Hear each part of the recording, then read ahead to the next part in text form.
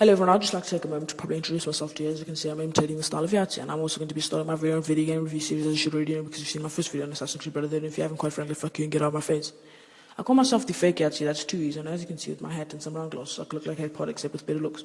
What are the differences between mine and Yahtzee series? Well, mine for one is called full punctuation, and I have none of those stupid spelling errors, and my background is more of a cream white. Also, I'm not British or nearly even equally as funny as I'm not funnier. Another thing is that I'm not getting paid for this, so it's purely a hobby, the purpose of which is to get Yahtzee to notice me and perhaps post a video response. And although I know I'm never going to end up in a verbal repertoire with Yahtzee, that doesn't stop me from dreaming like a fat girl does about Zac Efron and the way that World of Warcraft players dream merging with their in-game characters so they can be freaks forever. There's always going to be some idiotic viewer, however, who will constantly comment things such as "stop copying Yahtzee, you're so pathetic and your accents sound gay." But I beg of you idiots not to say stuff like that because it'll give me suicidal thoughts and cause you to end up on my death list. It seemed like a good idea in my drunken haste to make a video officially introducing myself, but I no longer have anything to say. So let's have a bit of a console rundown.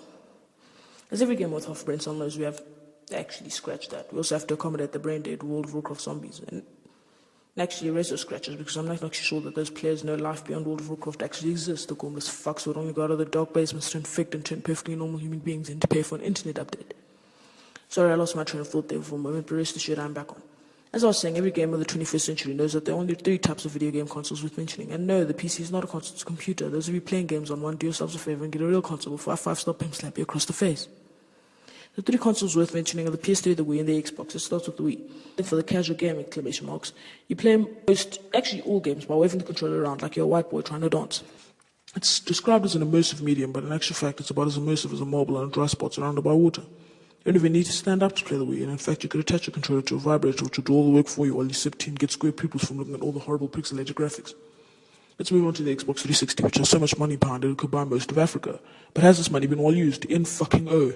Microsoft, being the competitive nerdy snocks they are, have released about 5 different types of Xbox trying to claim the top spot, with names such as Elite, Ultimate, Pro. It's really painful to think about.